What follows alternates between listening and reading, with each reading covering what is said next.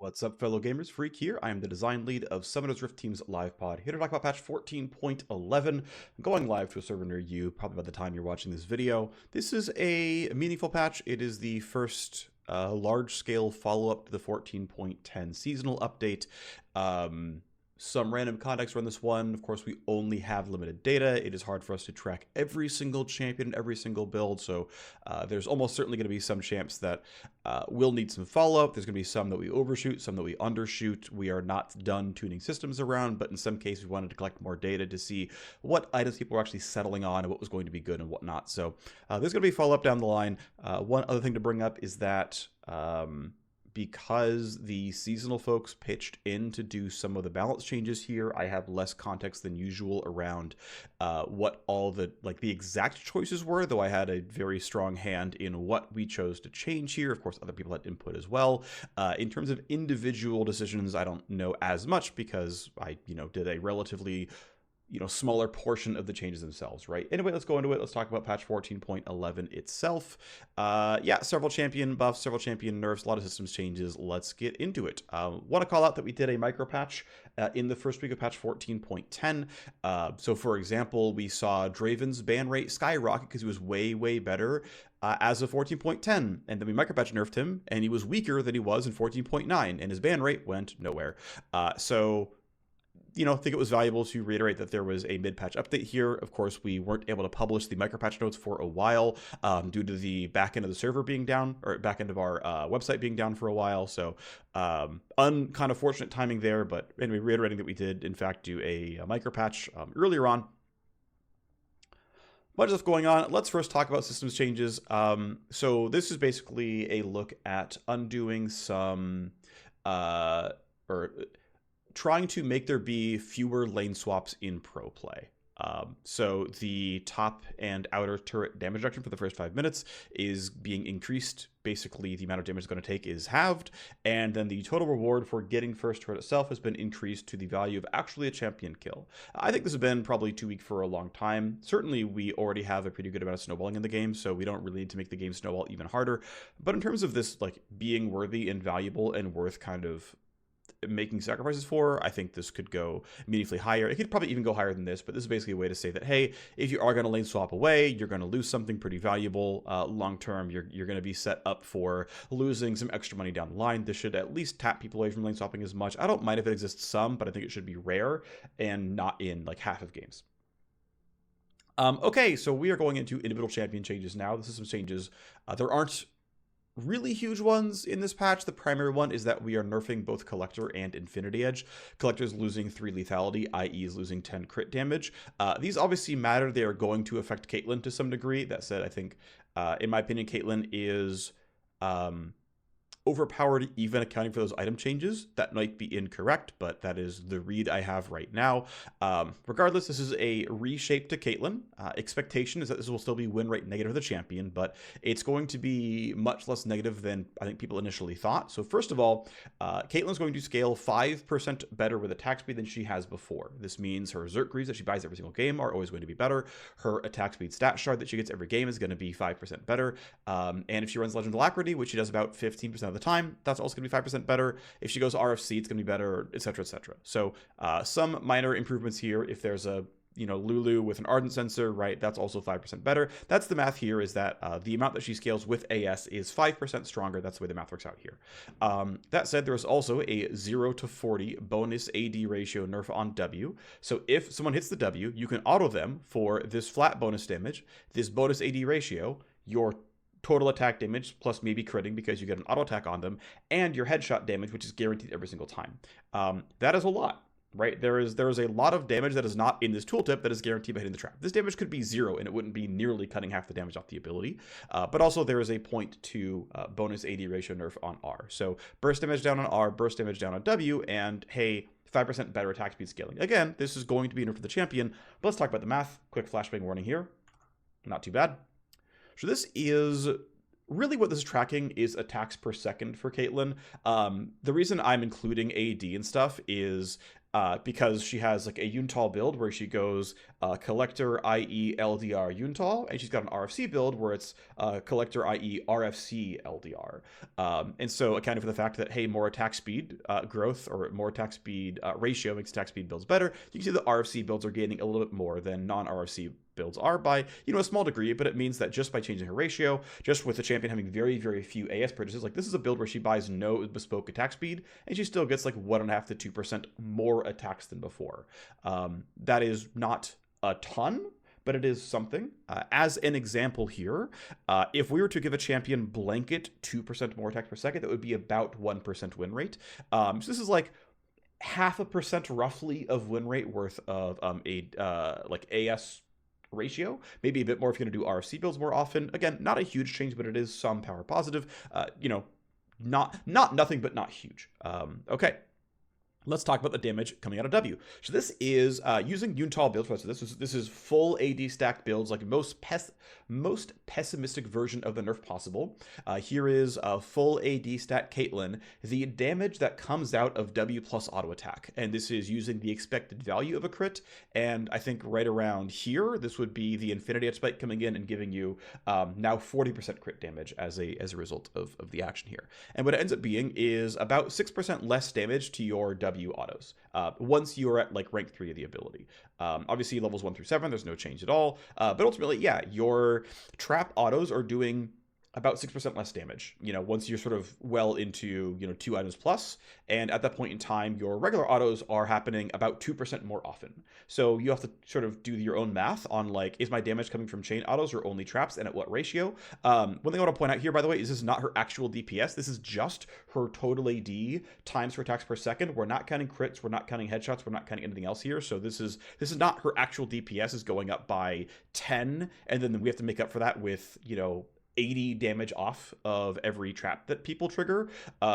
This is like 10 damage per second, not counting crits, not counting headshot, which is gonna like double-ish. So it's 20 DPS roughly. And it's like, okay, well, we'll say it's 20 DPS, whatever, and I'm losing, a couple hundred damage here or whatever out of this, and you've got to figure out like, hey, how many seconds am I autoing versus how many traps am I firing off of, and that will be your comparison point. And in my opinion, these are like relatively close together, such that this is not the sky is falling and this is not nothing. These are like somewhat compensatory. And indeed, the fact that a 4-item Caitlyn has a basic ability that dealt 1900 damage to me was very, very silly. I think these numbers are way too large. Now, Caitlyn is not so overpowered that we can make this ability deal a max of 1,000 damage, and it's reasonable. So, like, I do think we should unwind some of the, I think, incredible amount of self-multiplicative burst available to this champion long term, but that is not happening right now. It is a light reshape that is within sort of the bounds of a, like, one-day sort of patch, but regardless, there's that. And the ulti damage is down by a small amount as well, right? It's 14 damage per ult at like just Doran's Blade plus like a pickaxe or whatever. It's a solid 100 damage off the ult. You can see that like legitimately, because of crit damage ratios and whatnot, trap autos literally do more damage than her ultimate. Again, I don't think these numbers are reasonable. It's why I went after W damage. I maybe should have gone after W way harder and left R the way it was. That said, at least W has the counterplay of don't step on the trap, so, they're both really, really bursty. But at the end of the day, the goal is not to turn Caitlyn into, like, Jinx or something where she's just autos, but I think she should definitely be more about autos than about, 1,500 damage burst spells than she is right now. So that's maybe a longer-term thing. Certainly, her having a viable burst build is fine, but she doesn't have a viable AS build, and so to keep nudging these things in the correct direction, to me, is correct for the champion, and so the way we went with this one. Next is just a couple of relatively small hits to Camille. Now that we've clearly gotten to the point where Camille top is clearly better than Camille support, right? We did a bunch of changes back in like 0.6 or something, which were like very top lane skewed, said, no, really, Camille top is good, Camille top is good, Camille top is good. That is now clearly true. People believe it. People are picking her. She's arguably the strongest top lane in League of Legends right now.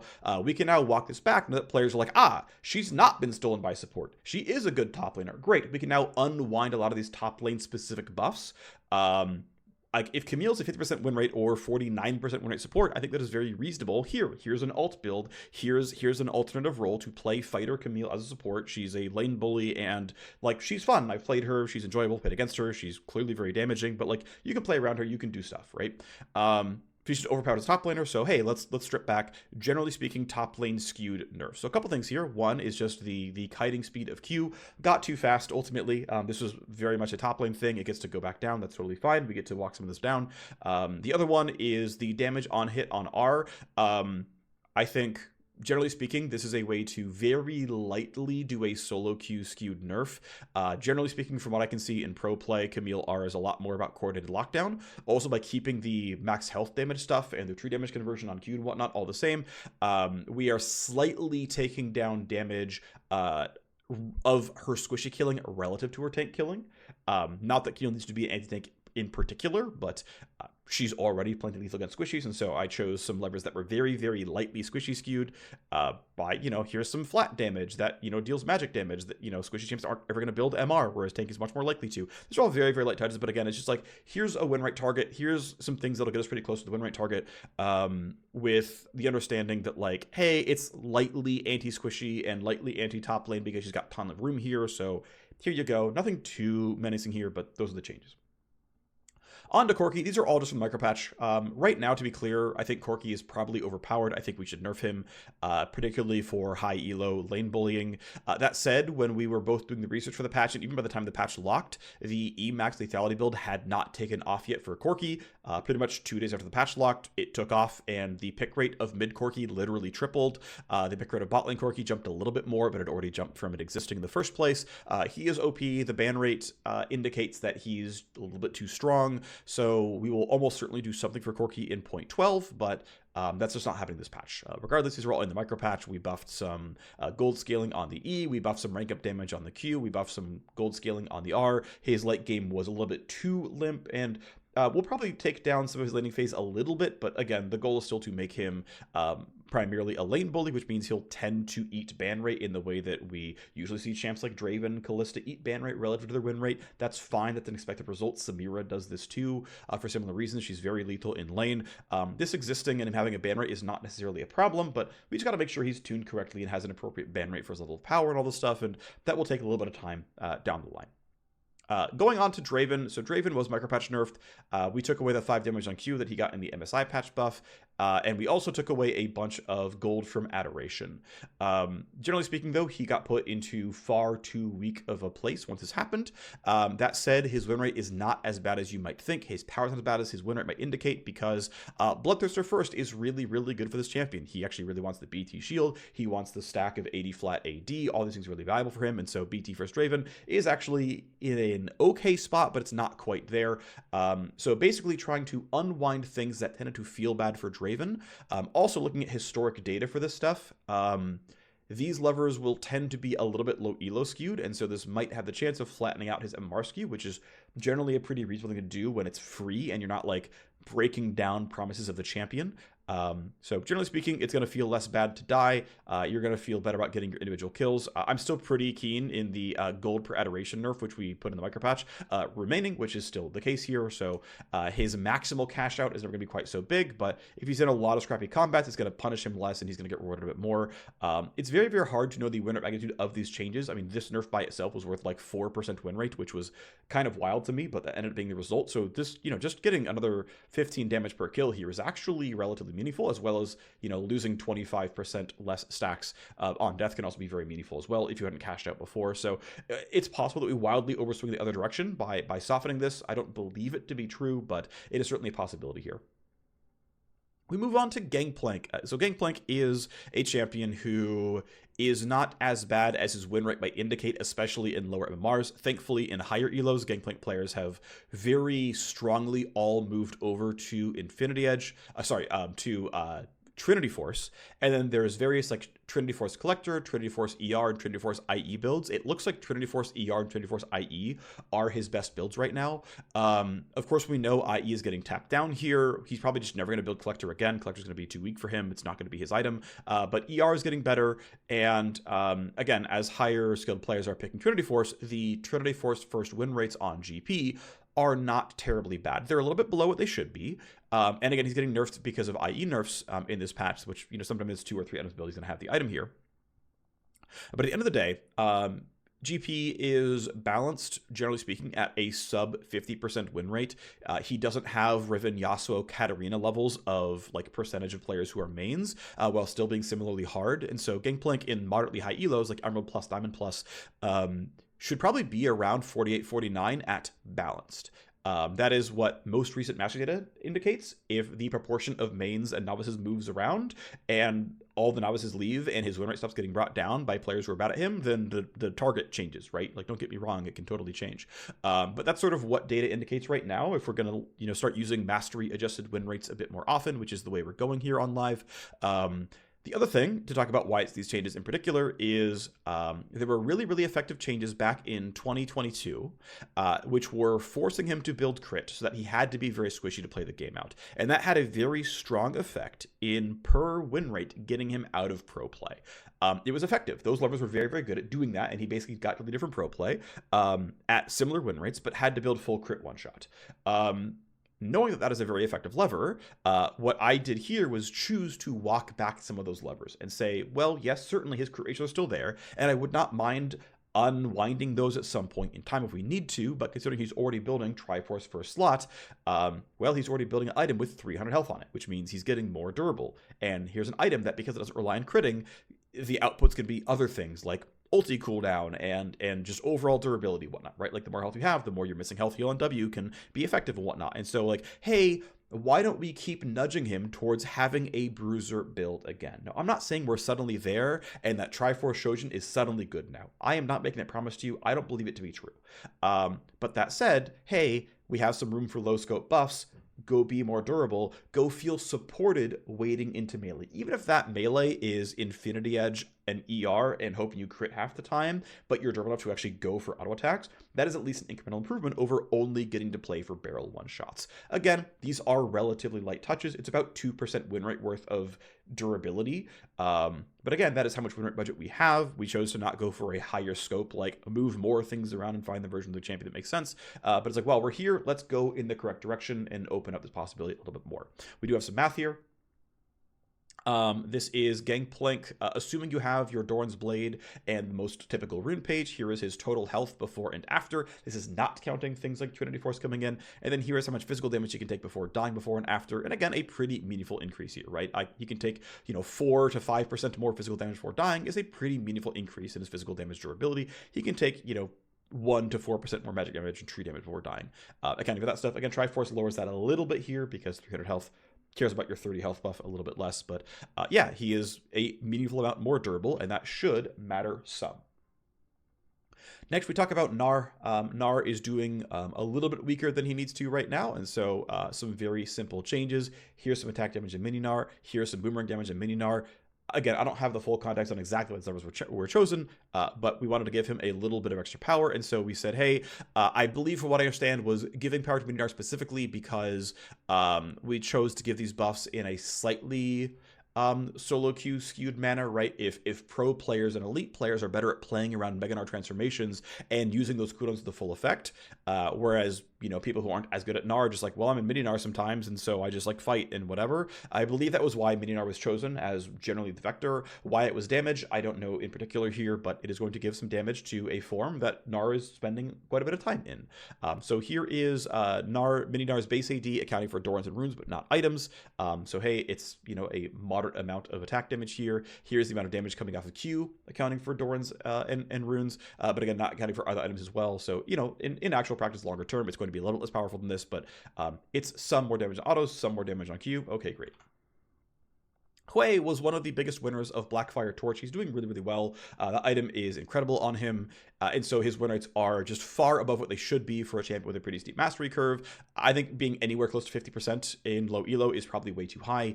That said, at the end of the day, we can have what we believe are correct win rates, but often will often let player pick rate and ban rate decide what they actually believe is OP. Even if data indicates one thing, if players believe another, we'll often meet them in the middle or just meet them where players believe that things are true. And so it's some gold scaling down on QE and some guaranteed damage down on QQ.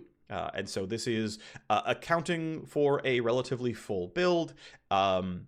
and a moderately durable target. Like, this is sort of generic jungle fighter levels of health, roughly. So even if hitting tanks, it's more in the red. If hitting squishies, it's less in the red here. But here's roughly how much damage throughput is coming through on Q. Here's how much damage throughput is coming out through on E if you're landing the entire damage over time. And it's, yeah, about 4% down here, about 4% down here, roughly. Now, keep in mind that this is, though it's 2 columns here, this is only 2/3 of Q, right? It's 2/3 of 1/4 or 1/5 of his kit. So we're not even nerfing the entire Q by 4%. We're nerfing part of Q by 4%. So even though it's like, you're nerfing 2 things, we're actually nerfing less than 1 thing, right? We're nerfing less than the full Q. So yeah, okay, part of one of his spells got nerfed by 4% damage. That is meaningful. That is going to be win rate down. He deserves it. Seems reasonable. Irelia, one thing we've been doing as well is we've been more and more willing to accept a lot of MMR skew by champions, especially if they just happen to be difficult. I mentioned this with the Casanto stuff in the patch preview before, but mentioning it with Irelia here as well, that like, yes, Irelia is relatively hard to play. She has several optimizations. She asks you to riposte some damage with W. She asks you to dodge skill shots with Q. She has, R flash combos and whatnot. Like, she's relatively hard for a melee fighter. You compare her to like Olaf or Master Yi or Tryndamere. Yeah, she's harder than those champions, right? And so Irelia had for a long time been really, really strongly elite skewed. And one way to undo elite skew is to give champions a lot of growth stats, which is effective, certainly, because now it says, well, just reach level 18 and you're going to be effective anyway, which happens in lower elo more than high elo. We are much more willing to accept win rate skews by MMR and just being like, yes, it's okay if Irelia is 47 in silver. She's too hard for the average silver player who doesn't have 300 games on her already. That's just going to be the case. She's just going to perform worse than the easier top laners. We should expect these kinds of win rates. Now, to be clear, this will not remotely put Irelia at 47 in silver. This is not like the big unbinding her and unskewing her. But it's like, well, while we're doing reactive balance, directionally, let's go in this way. So nerfing 9 health growth should be roughly 1.5% win rate in lower MMRs. She should stomach a bit more than 1.5% win rate overall, but honestly, we're earning a little bit low. It's fine. Here is how much health Irelia has with just Doran's Blade and runes. Of course, the more health items she buys, the less red this is, but here you go. Here's her durability, drop down over time with what's happening with those numbers. We move on to Jinx. Jinx, we definitely have... It's been a long time since we've over-nerfed Jinx. We probably have been too soft on her over time. That said, she's getting IE nerfed. This is a core item that she's buying every game, first or second. Of course, so does Caitlyn, but hey, we gave Caitlyn compensation buffs. Regardless, we're nerfing 0.25 AD growth, and we're nerfing IE. So here is the math on Jinx total AD with just Thorns and runes, which doesn't really matter, but here is her total AD accepting for a full build. This ends up being about 1% less attack damage, which is not a ton, but 1% less attack damage, usually about 0.5% win rate, plus the IE nerf is some amount more. And one thing I want to call out is, like, yes, Jinx has had a high win rate for a while. Accounting for champion mastery and ease of play, Jinx is a relatively easy AD carry. Jinx is probably supposed to be around 51 in roughly Emerald Plus. Like, that is an appropriate win rate for an appropriately balanced Jinx based on how easy she is to play. So, okay, the goal is 51 Jinx. We are nerfing IE. We are nerfing her directly by another 0.5% win rate. Also, her ban rate's been falling on its own without any direct Jinx intervention. But yeah, generally speaking, she should be around 51, and that's... I think she's probably going to be above that by a little bit. She'll probably be like 51.8 or so is going to be my guess around here. So she probably still is going to be stronger than she should be, but only to the tune of about 1%, which, yeah, again, most of our nerfs in this patch, I think, are under nerfs. I think Hwei is under nerfed. I think Irelia is under nerfed, but I think in the short term, I think that's fine. Longer term, yeah, we probably want slightly more specific win rate targeting, but it's still very early on in the season. There's going to be a lot of systems we still need to update long term, and so I don't think it's super important if we if we don't swing wildly on stuff, especially again in the case of things like Jinx, where the ban rate's already falling, and so it's not like a huge pressing concern, but we should clearly do a nerf here. Karthus is definitely very, very strong. He's very strong in jungle. He's very strong in bot lane. He's just too good in both roles. And so, hey, here's a direct nerf of 2 to 6 flat damage off of Q. This, of course, matters quite a bit. It's maxed first. You're getting this damage nerf pretty much right away. This is a solid, like, if you don't have items, a 4 to 5% damage nerf. If you do have items, it's still 4 to 2% less damage. Q is the majority of Karthus' damage. It's a very, very large portion of the damage that he deals. So this is a solid, 1 to, I wouldn't say it's 2% win rate quite, but, a solid 1% or so percent win rate off of Karthus here. Again, he might need more long term. This ended up going pretty soft here. I don't think Karthus is really meant to be above 50 long-term for most players. Again, a lot of the changes are kind of soft here, but this is going to be roughly the impact here is probably 1.5 to 1% win rate. We move on to Kha'Zix. Kha'Zix is slightly on the weak side. I think he's probably about 0.5% below what he's supposed to be. So a simple 10 flat damage on Q is probably about right on target for this one. We can do the math real quick. One of his primary damage tools, if you don't have any items, is like 7% more damage. If you do have items, it's still a solid 4% more damage. Of course, Q is a large portion of his damage overall. So, hey, if Q is literally all his damage, it'd be like 2.5% win rate or so. It's not, of course. His autos matter, his W matters, his E matters, the passive matters and whatnot. So yeah, it's gonna be about 1% or so. He'll probably be slightly stronger than he's meant to be by like 0.5% or something, but not too bad here. And yeah, a reasonable Kha'Zix buff. K'Sante, taking an overall different set of tactics here. This is meant to be pretty low scope. The goal here, this was driven by let's reduce some K'Sante pro presence. He's just been so stale in pro play. I talked about a lot of the difficulties in what's going to be appropriate for him because K'Sante is probably going to be the on average best tank in pro play, because if we're going to balance champions remotely around one another, and K'Sante is just harder than every other tank, he's going to have lower win rates than every other tank in solo queue and be better than every other tank in pro play where they have the practice on him. Unless we want to tune every champion for only 1,000 games of experience, which I don't think is reasonable, that would just be the case on average. Now, what we should do here, and this is the tactic here, is that K'Sante should not be the best tank for tanking. And let Sion or Malphite or Ornn or something do that instead. And so this is saying, okay, K'Sante is going to be the best tank when you want to press R and go kill somebody, when you want to have some lane dominance, when you want to go be a strong, dueling tank. You still want some frontline, but you're not going to hold frontline as well as Ornn does. And so it's an entirely different set of tactics where, okay, let's make sure that there is a set of class weaknesses here where he certainly can't do the things that Ornn can do. One of the things is K'Sante is probably, for example, slightly too good at engaging fights. E4 onto a minion Q3 is actually not that bad. Or even just simple TP flank into ult is not that bad for a fight engage. It's nowhere close to Ornn, don't get me wrong, but that's the kind of thing where it's actually the better he is at starting a fight out of nothing, the more he encroaches on reasons you would pick Ornn or Sion or Malphite. And broadly speaking, that's sort of the type of thinking going on in terms of, okay, we should pick a different set of tactics to be correct here for Ornn, so that yes, or for K'Sante, because yes, generically, there's no world in which he's not the most performant pro tank, but we can say, well, you don't have generic strengths, though. And again, this will take some time to unwind properly. But it's why that there's a bunch of nerfs and a bunch of buffs, because, hey, we are bringing down damage reduction. We are bringing down optionality on W. We are bringing down damage reduction. So, right, the tank outputs of K'Sante are going to be lower, though he is still building tank. But, hey, the conversation is his laning phase is better. His ulti form is better. Is this going to be win rate neutral? I don't know, but the goal is more, hey, let's make sure his Masters Plus win rate starts looking like other Masters Plus champions. It starts looking closer to what we see out of Rengar and Gangplank and Italy. Not that he's supposed to be 53 in GM or anything, but that's probably never going to be fair. But at least the win rates are relatively close to what you would expect to be fine for this champion. And it's yeah, we expect him to be weak in silver. He's too hard for most silver top laners to play, and that's fine. So again, a different approach to tactics here. We can do some math on this overall, though.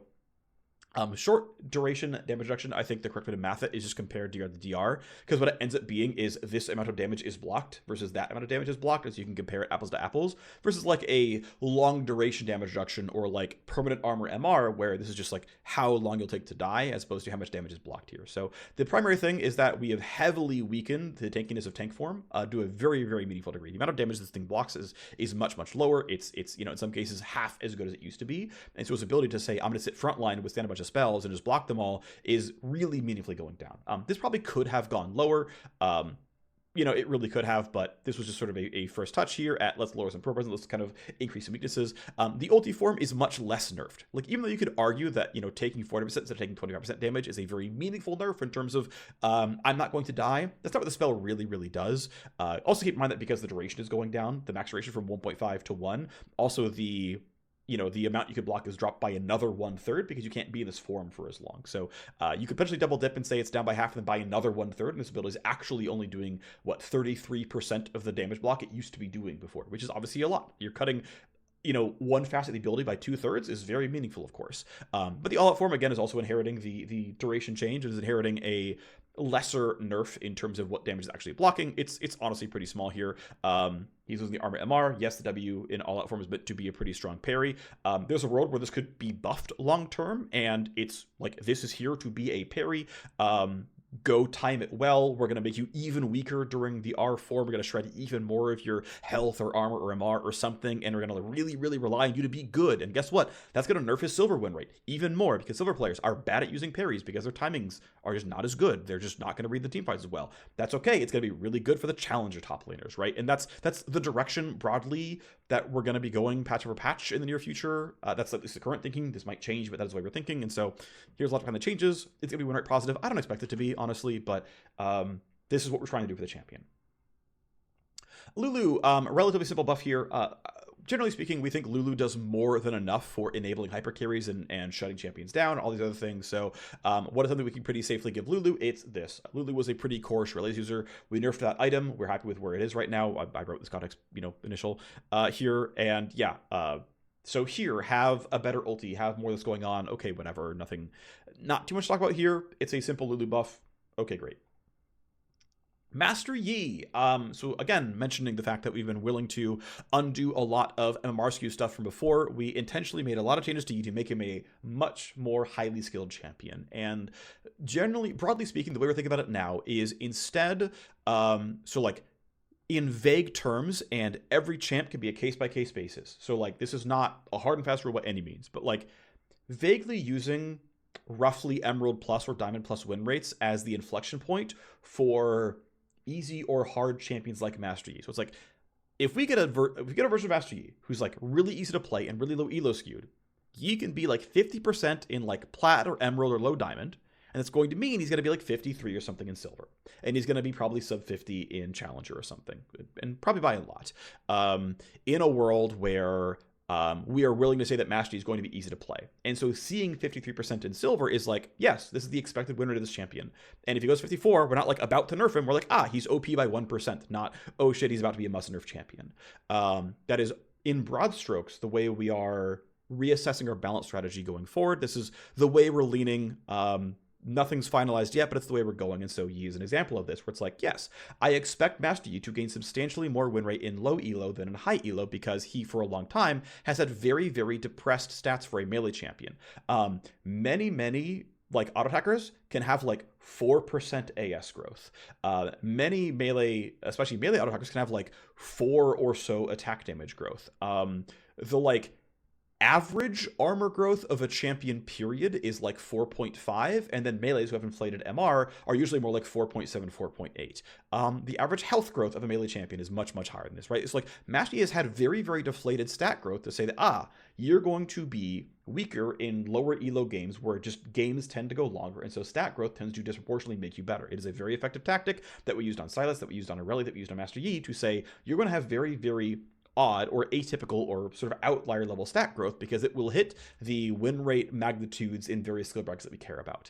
By bringing him back to some level of normalcy in these places, we can say, okay, well, we're trying to give you back some win rate. The goal here is about 3% worth of win rate of stat growth. This is just shy of 1%. This is about 1%. This is about 1%. This is just shy of 1%. Like, it's going to add up to a very meaningful amount of win rate. And it will be very impactful here for Master Yi. We can do some math here real quick. So here's Master Yi's health before and after. This is counting for the scaling health rune that he normally runs in the shards here.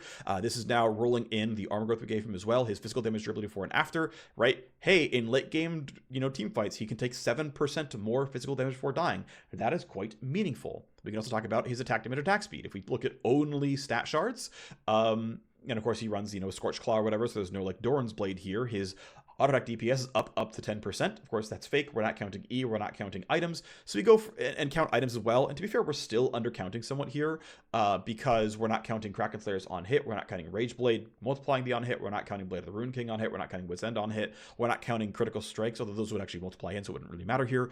But hey, even in a sort of remotely normal-ish build, the, non-E attack damage per second is up around 4%. Again, very meaningful here. So it's not really he deals 4% more damage because we're not counting Q, we're not counting E, we're not counting some of the item damage here. It's going to be more like 2 to 3%. But combined with being meaningful, more durable, again, this is quite a lot of winner to the champion. So Mordekaiser is a combined nerf and very light reshape. I mentioned a few times, I think Mordekaiser is too unreliable to be good in high elo.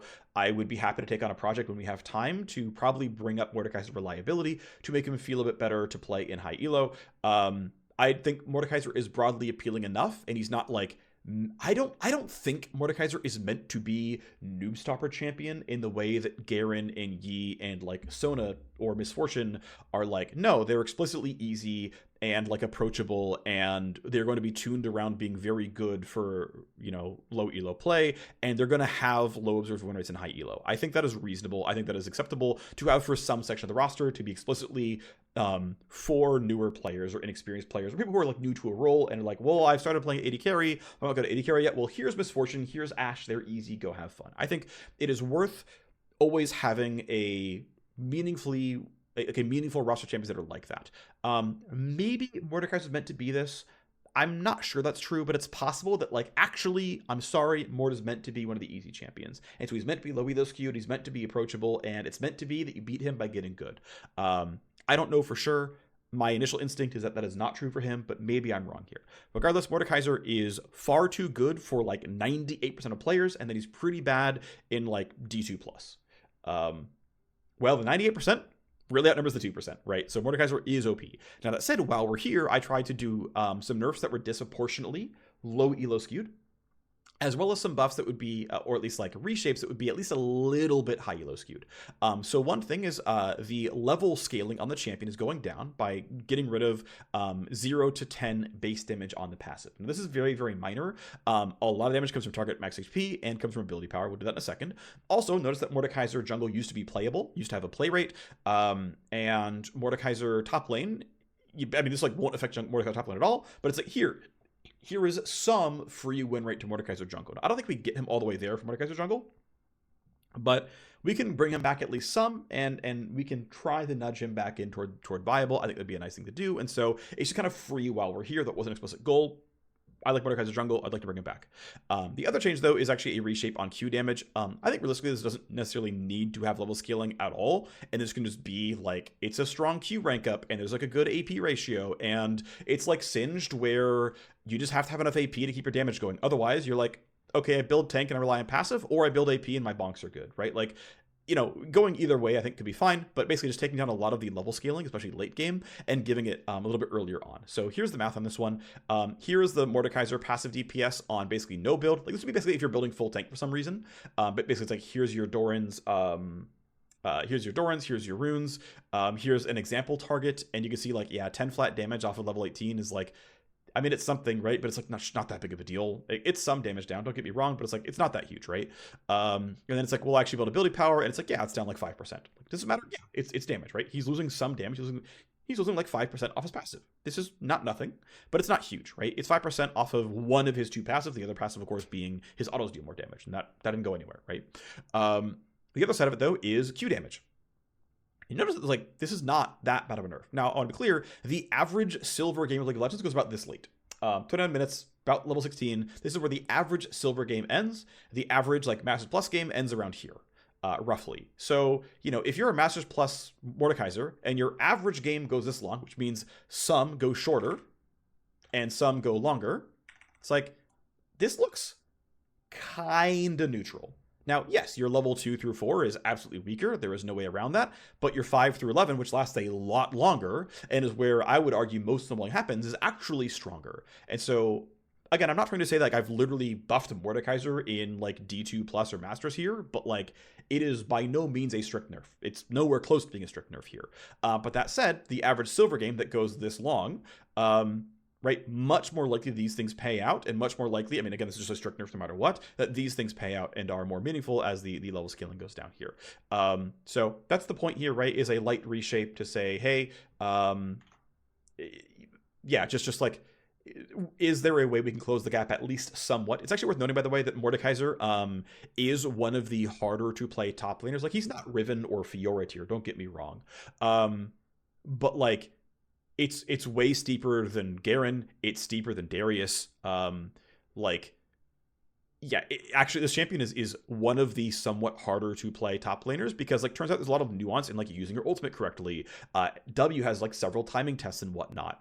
There's like some Q flash combos. There's the ult E combo that you can use the ult slow to like guarantee pretty much hit confirm the E. It's like flash or take the hit, right? Like, there are enough things here compared to like Darius, which is like lane your Q sweet spot done, right? Count your pass attacks done. Like, this champion is harder than half of all top laners. So, you know, this champion is going to have somewhat observed like win rate dip from people not being quite as good at him as his actual difficulty observes, which is another reinforcing point of like maybe he's not supposed to be one of the noob cannons who like is really, really good in silver. Maybe. Regardless, again, just like a bunch of different thoughts on the champion and some of the goals behind the changes here.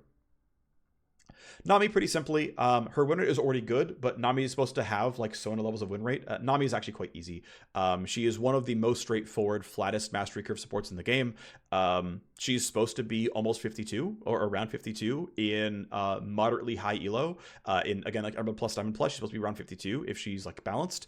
She lost some win rate from the Shrelia's nerf, and overall, yeah, Nami is basically about 1% underpowered, and so the goal was about 1-ish% win rate. 3 AD is going to be kind of like an elite skewed, 1-ish% win rate. She can auto attack. This actually allows her to do more than just put W and E on her AD carry, but play for her own lane a bit as well. One thing I noticed was that the E rank up was doing a bit better than W rank up in many cases. This will tend to be a low elo skewed buff of just 0 to 20 mana. Mana management tends to be a low elo skewed buff overall, and also just helps ensure that maxing W is as good as maxing E. This was part of the work we did a few patches ago of ensuring that many enchanters had defensive outputs as a core thing. So ensuring that like correct Nami is, you know, maxing W, or at least that like maxing W isn't wrong, is a good way to make sure that champion isn't just a damage champ in just a different form. And then Tidal Wave, just like, hey, honestly, in my experience playing Nami recently, the R feels a little bit limp. And so just buffing up the impact slow, it's not a huge thing, right? It's going to have very little win rate impact. This will have very little win rate impact for most players. It'll have fairly low win rate impact in itself as well. Again, the goal is like 1%-ish win rate. We probably get that here. Nami changes. Nasus, his win rate is not as bad as it looks because a lot of people are building him AP, and AP Nasus is not very good. That said, here's some AD growth, here's mana cost reduction, here's an armor shred on the E, all of which, of course, make him much more powerful. I think he's going to be definitely one of the stronger top laners as a result of this one, at least, especially in sort of lower MMRs. But hey, here's the mana cost on E, assuming you're asking it second. One thing is worth noting is that a large percentage of Nasus players, around like 30% of them, max E second, and it's not remotely as good as Evi max second. I'm generally a fan, I didn't do these changes, but I'm a fan of any time that ends up being true, and it's like, oh, it would be intuitive to max E sometimes, because like the outputs are clearly pretty good, and you might care. Closing that gap in whatever clever ways possible is generally a positive.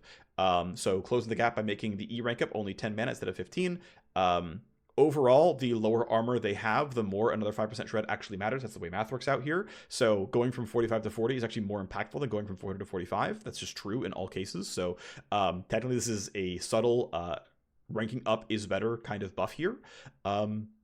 It's going to be quite a bit of power. This, for most champs, 1% win rate. For Nasus, probably not. He doesn't care about his base AD as much. For this, it's going to be pretty subtle. If you're maxing W, it's 10 mana. It's not going to matter very much. If you're maxing E, it can be 30 mana. That'll matter a bit more. 5% shred definitely matters some. I mean, these are pretty big buffs. Nasus should be looking pretty good. Pretty sweet change. Ornn can now upgrade basically every legendary in the item except for Magi's, Archangels, and things that would otherwise transform. And then it gives you basically fairly normal stats out here. If you take an IE, it's just AD. If you take an S-Reaver, it's just AD and haste. It doesn't give crit. I don't believe it gives lethality. I could be wrong. But anyway, Ornn can now upgrade everything. I'm very, very curious if this ends up being a lot of win rate because he just wasn't able to upgrade people sometimes. We'll see. Cool if it's true. Pantheon gets a small kit reshape here. So for funsies, there's now an AP ratio. Congratulations, there's now an AP ratio. Enjoy. It's just for funsies if you want to play AP Pantheon. It's not meant to be good, whatever. The primary thing is W has been reshaped from a sort of flat damage ability that doesn't scale off anything to a max health damage ability, aka it scales off your enemy's health, and it has a bonus health ratio for you, aka it scales off your health. The second thing is E is now getting a bonus health ratio that's going to give him bonus armor and MR. The point here is to return Pantheon top as one of his more viable roles. Right now, his most picked role is support, and his most performant role is mid. And the goal here is to try to really, really bring back Fighter, Bruiser, Pantheon as a good and viable and popular place for the build. And so it's a lot of moving things around to make that the case. One of the points was that there wasn't seemingly a reason to ever empower E, and so there's just strict upside on empowering E. You now get some bonus armor MR after the damage block, so you can be more durable. There's some new particles for this one. It's 4 seconds long. It's just like, hey, you can frontline better, and you can empower E and use it to say, I need to soak damage for my team, so I will empower E, and I'll be better at damage soaking. The other one is just simply a damage reshape on W. Now, it's actually worth noting that support Pantheon is like maxing W, I think like 70% of the time second. Top Pantheon is like 50-50, and W max second is higher win rate. This might be because it's on specific matchups. I couldn't tell you why. I'm not a Pantheon expert, but it tended to be true. And so I did the math assuming the old W max second. Now, if you max W last, keep in mind the old W rank up was 40 damage per point. This is 0.5% max health damage per point, which is like clearly bad, which means almost certainly Emax second is clearly correct in all cases, which means that I'm taking a pessimistic view of this buff because you really should move into E because it's as good in most cases, or at least close enough in most cases, and is popular, so we probably see that move happen. Anyway, this is using a enemy target that has 750 to 2875 HP, which means your average mage will never hit this, but a lot of top lane fighters like Darius clearly will. And if you're playing support, your average AD carry clearly not hitting this, right? So against a moderately tanky target where I am buying fighter items, by the way, this is Eclipse, Sundered Sky, Cleaver, Sterix, I believe, with I'm counting Doran's and I'm counting Stat Shard as well.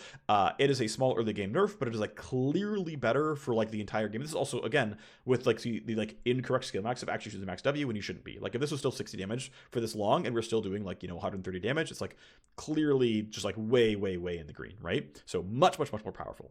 You just don't max anymore. And then here are the resists coming out of the E. This is guaranteed. This is like assuming you never buy any bonus health outside of a Doran's Blade and Stat Shard. And this is assuming you are going to buy that same Eclipse, Sundered Sky, whatever kind of thing going on.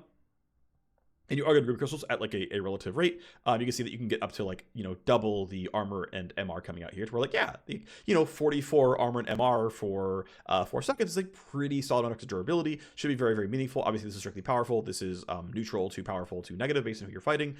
All the changes here. Cool stuff. Samira was nerfed in the micro patch. Her win rates seem pretty much fine, so cool. Singed is getting a buff. It's a cooldown buff on R and an AP ratio buff on Q. Now, Singed tends to only build 2 ability power items, so this buff might make him build a 3rd one again. Regardless, even with that, it's in the 3 to 4% more damage case, considering Q is almost all of his damage. Also, the AP ratio buff will roll into the R because R gives flat AP. This will actually be even more in the green based on you casting R more often, but hey, if you literally never cast R, it's still, about 3% more Q damage. Q is most of his damage.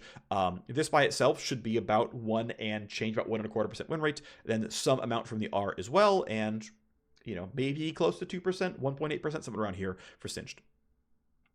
Smolder was buffed in the micro patch. His observed win rate after the micro patch was around 45%, which is clearly trash. That said, part of this is Trinity Force Smolder is clearly actually way, way better than his other builds. And so part of it is that Smolder players are building wrong. If I recall correctly, this is over a week ago at this point, I updated Smolder recommended items to recommend Trinity Force first slot, so that should do a very large amount to lifting his win rates. But even if they don't switch to Triforce, we are massively buffing the critical strike chance ratios on the passive as well as on the Q. I mentioned this in the patch preview, so I'll mention it very briefly here and then move on. We generally don't want Smolder to only play at Q range every 4 seconds and do nothing else. And so incentives to stay in normal combat range more often allows him to have a healthier combat pattern. A way to do that is to let him like auto-attacking. And a way to do that is to say that critical strike chance is a really good stat on him.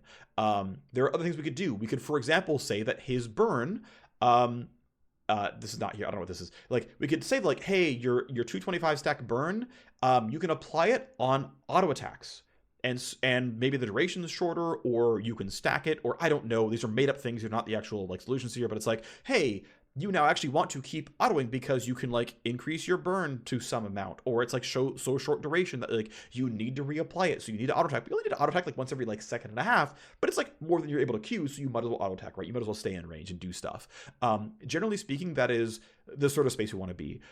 One comparison I've seen people bring up is Ezreal. The thing is, Ezreal falls off. Ezreal's power curve goes like this. Smolder's power curve goes like that.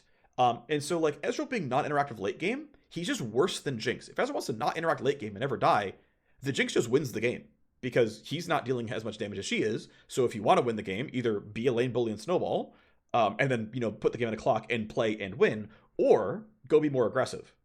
Because if you sit back, you're just going to lose to every other AD carry in the game. Smolder gets to sit back, not play aggressive, and be better than every other carry in the game, right? And there's a core difference in how that manifests. And so it's important that, like, if we're going to give Smolder this scaling fantasy, he has to remain within threat range to achieve that. And so this is the first step in doing so.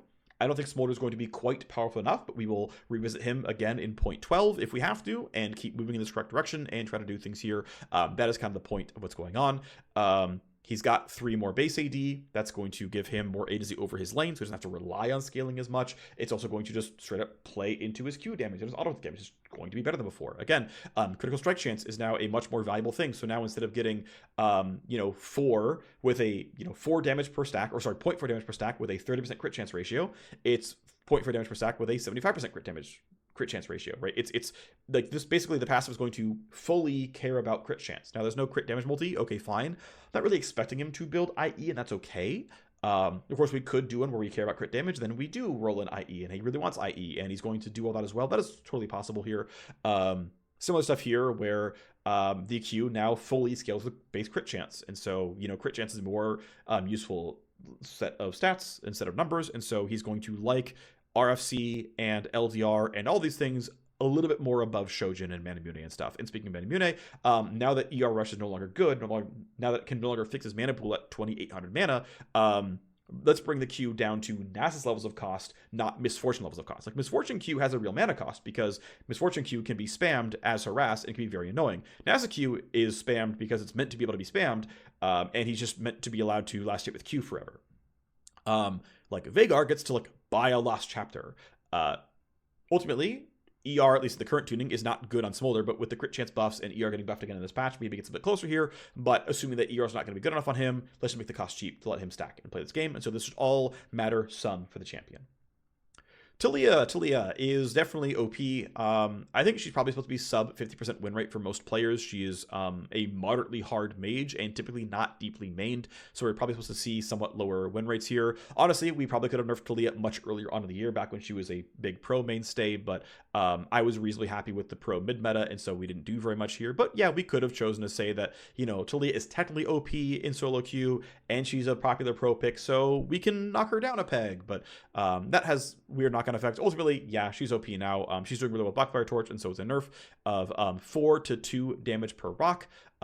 We can look at, so here's damage math on Smolder, by the way. This is assuming Triforce first item, and then your first cloak comes in at level 11 here. This is assuming you're not doing a crit build, and you're only going to 75 crit chance on 4 items. Of course, you are skipping Triforce, you are going like ER full crit, whatever. It's going to be a bit more green than this, but here is the rough damage coming out of the passive if we multiply stacks against crit chance, and it's like a decent amount once we start getting some crit chance in for the champion, and then using just Q straight up. Of coure 3 base AD matters straight away because Q cares about his total AD overall, but even accounting for items, it's still pretty solid, and then we finally start getting crit chance in about here, and it goes to 50% more damage. So a solid amount of extra damage for the flat part, the repeatable part of the Q. This part, of course, adds in as well. So, he's, level 16 getting, 23 damage here, another 40 damage here, like a solid 60 something extra damage every Q cast. Anyway, on to Taliyah. You can do the math real quick. Yeah, it's this. AP ratio not nerfed. Max strength damage only down a little bit. Damage per rock is here. Percentage-wise are identical when you do the full volley, but yeah, full volley is still going to be, solidly damaging. Blackfire Torch was nerfed in a micro patch. Celestial Opposition no longer gets broken off of Knight's Vow. Good change. Essence Reaver is 100 gold cheaper. It's still a little bit weak, so 100 gold. We already gave it a micro patch buff. Faded Ashes, nerf for the micro patch. Immortal Shield Bow, we're giving quite a lot of love to. This is a pretty meaningful shield bump. This is a typo, by the way. This was scaling from level 11, so this now scales from level 9. So pretty much, as long as you're buying it second slot, it's instantly better. If you're buying it first slot, I guess it's not any better, like, you know, the instant you buy it here. But here's the data table on the shield before and the shield after. You can see that if you buy it like remotely second slot or better, it's like clearly looking really, really nice, and is very much in the running here. So this should put shield into a pretty decent spot for pretty much any AD carry. This should feel competitive. Again, this is roughly gold efficient AD and crit, and hey, quite a lot of health and burst resilience in most cases, so this should be pretty good overall. IE, overall, probably just overbuffed. We're basically choosing the tactic of lowering the amount of burst IE can do, and saying that yes, this item is meant to be allowed to be good for a slot. And you could argue that's wrong long term, but that is like the call being made and the call that we're defending right now. But the burst of an IE is going down, so 10 crit damage here. Knight's Vows nerf from the micro patch. Static Shiv is getting a lot. A Static Shiv was easily the worst item in the game. We thought it needed about 4 to 5% win rate worth of power, and so we gave it a lot. We gave it like an extra 20% gold efficiency worth of power here, and so let's talk about the numbers. And we're going to compare it to Kraken Slayer on live because it's pretty comparable here, right? So first of all, 2,800 gold is, I think, the floor here. This is what Eclipse costs. This is like clearly a very, very inexpensive item, but I don't think we're really allowed to go below 2,800 gold for a carry item here. So okay, there's 0.1. Sure, that's fine. Obviously, it's a more expensive item than Kraken Slayer. Okay, fine. But Kraken Slayer functionally gives you at least 47 on hit damage. Now, asterisk, it scales up another 55 on hit damage if you can get to level 18. That's not always going to happen. In fact, most games it won't. But like, hey, it can give you up to another 55 on hit damage, which is up to another 1,300 gold worth of on hit damage. So, you know, a level 18 Kraken Slayer is maybe like 180% gold efficient. Now, again, that's like quite fraudulent. You shouldn't really do this. But the asterisk, the reason it's here is Bring It Down is both a blessing and a curse. It can deal 50% more damage, which means this, you know, 45 plus 37 is 80% gold efficiency, could be another 120% gold efficiency because it's 50% more. That's honestly pretty fake. The other side of it, though, is that this is not linear on hit damage. It does not work with Hurricane. You are not guaranteed to attack exactly 3, 6, 9, 12, or 15 times in a team fight. So some amount of this gold efficiency is necessarily going to be actually lower. But the reason I bring it up is like, hey, here's the item's base stats, and it's 137, and then it scales up, but it also might miss some. You could argue which of these weigh more than the other, but like Kraken Slayer is functionally a 137% gold efficient item with some upside and some downside that you can decide if you think that's more up or more down. Static Shiv is, by giving AD, AS, and move speed at a relatively cheap price point, is 120% gold efficient, and then it has 2 passes that are okay, right? I don't think Electro Spark is that much power, though it is something. Electroshock and Team Fight is really, really cool, but it's not that much power. But yeah, this item was clearly trash, and so by, you know, getting buffed a meaningful amount, right? Like this used to be 50, used to be 40, used to be 0, used to be 2,100 gold. It's like, yeah, this item, you know, at 95 plus passives was not remotely playable. And so we're going to see if, you know, 120 plus passives is. And that's, you know, now you could argue that our items shouldn't be this good, and that overall our item system is too strong, and we should take power out of items, both in AD carry space, but maybe other places as well. That might be true. In general, I want to kind of call out that I think the relative power level of various item spaces are relatively close in the sense that, like, we would expect to see items like Kraken Slayer be good on champions like Viego. If we want them to build squishy auto attack items, they have to be roughly this good. So like the relative power of Kraken versus what he could buy instead seems to be about right because he's buying the right things. And when you look at,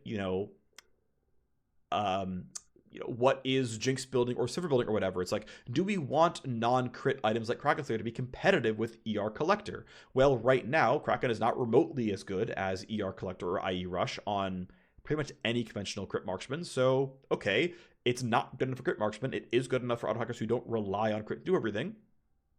Okay, it's probably about right then. It probably shouldn't be so pushed that it competes with Collector and whatnot. And ER, maybe that's wrong, but, that's a reasonable statement to make.